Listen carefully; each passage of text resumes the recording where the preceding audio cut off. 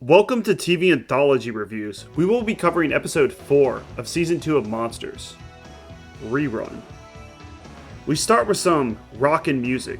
It's 1989, Nirvana was still playing basement shows at this point. Poison were the kings.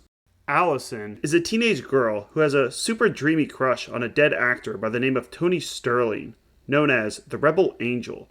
She stares at his poster all day and has completely friend-zoned her nerdy friend Matt, who is trying to help her with her homework. I do like the poster. I wonder what actor that died young and wore a leather jacket and posed with motorcycles they were paying homage to. James Dean, of course. Tony Sterling is James Dean. I like the beginning. Allison just ignores Matt and talks about Rebel Angel, and you can see Matt getting visibly annoyed. That's how I feel about you. I really like... Maybe he's a tiger. Or a falcon. What? Isn't Tony gorgeous? Look at him. Allison comes off as young and naive, but also a bit stalkerish. She has a wide-eyed obsession with Rebel Angel and talks in monotone, cultish tones. Not necessarily just a teenage girl with a crush. She is in love with you, but might also slash your tires if you cheat on her. Matt accidentally, maybe on purpose, rips down her poster of Rebel Angel and gets kicked out of her room, jealous that he will never make her heart flutter like Tony Sterling. Allison then gets a visit from Rebel Angel Tony Sterling, who has come back from the dead to date her, or so it seems. Tony just hangs out in a room, eating baby food and smoking cigarettes, also biting her. The middle section drags as we see Matt visit Tony's old agent, taking you out of the bedroom location just when things were getting interesting. This scene should have been cut or condensed a lot. We learned Tony died while taking drugs and suntanning, okay? And then he made a deal with the devil to get someone's soul. The agent scene goes on for 6 minutes, which is forever when you have an anthology show that is only 22 minutes long. We get to the final act, and it seems rushed. Tony slips up and says something stupid, and Allison immediately turns on him. I was just a target group to you? You're different, Allison, I swear. And when we get to hell... Hell? I thought you were taking me to New York. Same difference.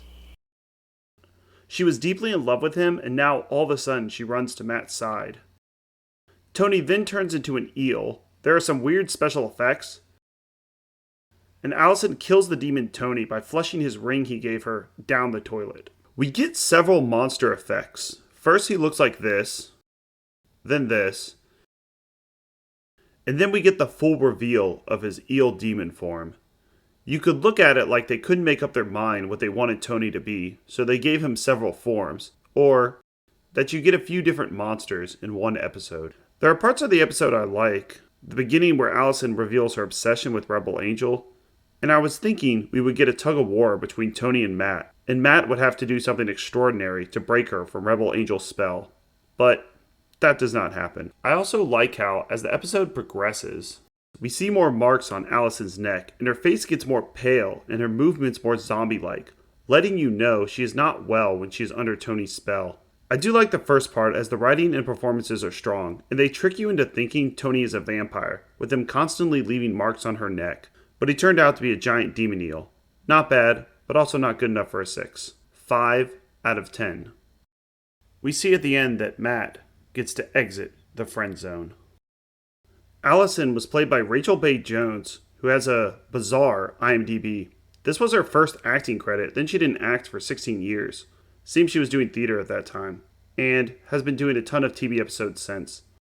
The dorky friend Matt was played by Mitchell Whitfield, who has gone into the lucrative career of voice acting cartoon shows like Transformers and Vampirina.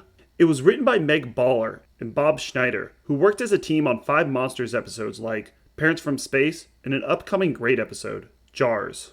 Next up, episode 5, Love Hurts, complete with voodoo and Valley Girl accents, and the chick from Miami Vice. Oh, he's gotta die. Exorcism! Exorcism!